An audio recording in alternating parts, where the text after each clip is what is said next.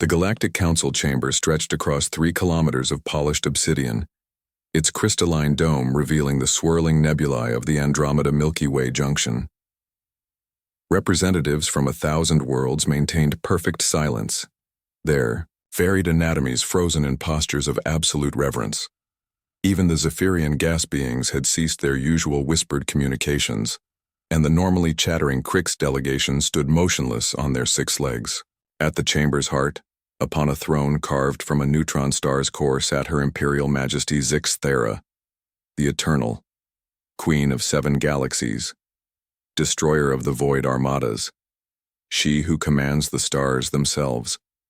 Her form shifted between dimensions, sometimes appearing as a towering figure of pure energy, other times as a being of impossible geometric beauty. When she spoke, reality itself seemed to bend around her words. For 3 standard days, the Queen had remained silent, her mood darkening with each passing hour. The assembled delegates knew better than to break protocol. The last being foolish enough to speak unbidden to Her Majesty had been transformed into cosmic dust with a mere thought. James Murphy pushed his cleaning cart down the service corridor, humming an old Earth tune his grandmother used to sing. At 42, he had worked as a janitor on Nexus Station for 8 years, ever since his wife died and left him to raise their daughter alone. The pay was decent, the work honest, and most importantly, it kept food on the table for Naz. His daughter bounded ahead of him, her dark hair bouncing as she skipped along the corridor. At 7 years old, Naz possessed her mother's curious spirit and her father's stubborn determination. School had been cancelled due to the Queen's visit, leaving James with no choice but to bring her to work. "Papa, why is everyone so scared?" Naz asked, pressing her face against the observation window that looked down into the council chamber. James joined her, peering at the massive gathering below. "That's the Queen of Galaxies, sweetheart. She's very powerful, and when powerful people are upset, everyone gets nervous. She looks lonely," Naz said simply. James blinked, studying the imposing figure on the distant throne. Through his daughter's eyes, he could see it.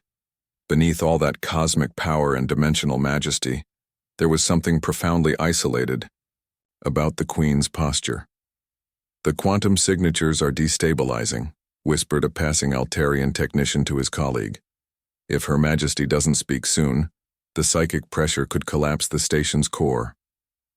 Naz tugged on her father's sleeve. "Papa, I want to give her something." "What do you mean, honey?" The little girl reached into her backpack and pulled out a small object, a friendship bracelet she'd been working on during their walk to the station. It was made of simple Earth materials, colorful string and small beads. Nothing fancy by galactic standards, but crafted with the focused love only a child could provide. "She needs a friend," Naz declared with the absolute certainty that only 7-year-olds possessed. James felt his heart skip a beat. "Naz, we can't just walk up to the Queen of Galaxies. There are protocols, security measures." But his daughter was already marching toward the main entrance to the council chamber. "Naz, wait!" James abandoned his cart and hurried after her, his mind racing through a dozen scenarios, none of them ending well. The entrance was guarded by towering Praetorian sentinels, beings of living metal whose mere presence could stop most creatures in their tracks. They turned their glowing sensors toward the approaching humans, weapon systems powering up with an ominous hum. "Halt, carbon-based lifeforms," the lead sentinel commanded, its voice like grinding galaxies. "This area is restricted. State your purpose." Naz stopped directly in front of the 3-meter-tall guardian and craned her neck to look up at it. "I want to give the Queen a present." She looked sad.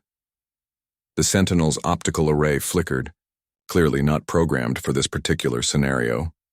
In the moment of confusion, Naz slipped between its legs and through the entrance. "Naz!"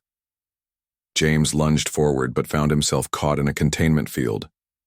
The little girl walked into the vast chamber, her small footsteps echoing like thunder in the absolute silence. 1,000 alien faces turned toward her, and she could feel the weight of their collective horror. But she kept walking, the friendship bracelet clutched in her small fist. The Queen's attention shifted to the approaching child, and the temperature in the chamber seemed to drop by several degrees. Her form solidified into something more conventionally humanoid, though still radiating power that made the air itself shimmer.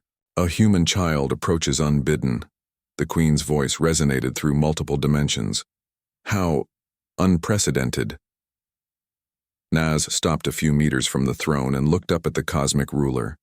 Up close, she could see past the intimidating display of power to something her young mind recognized instinctively: profound loneliness.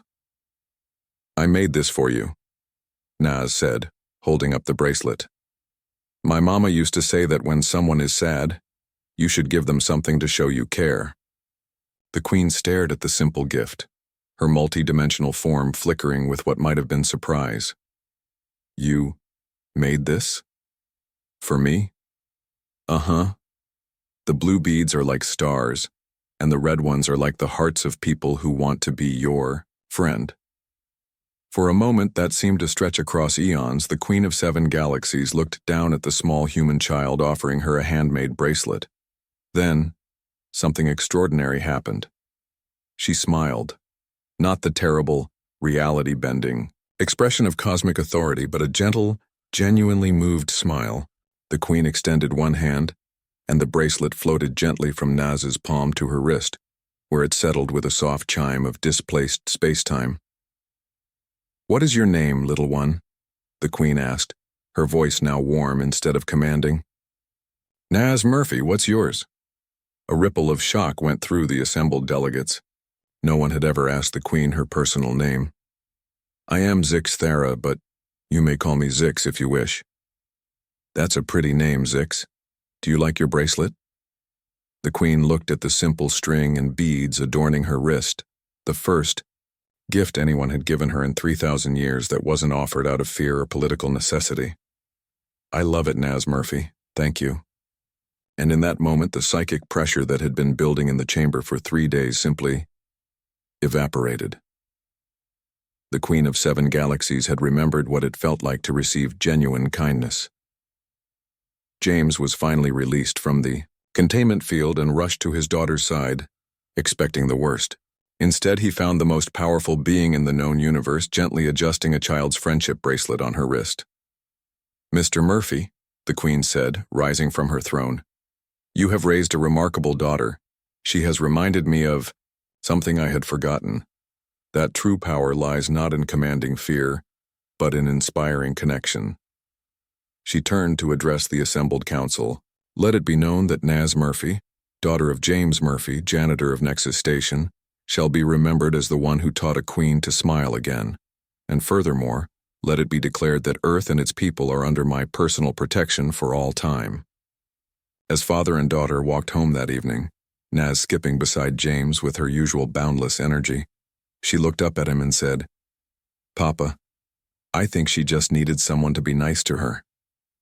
James smiled, pulling his extraordinary daughter close. "You know what, sweetheart? I think you're absolutely right." Above them, the stars seemed to shine just a little bit brighter.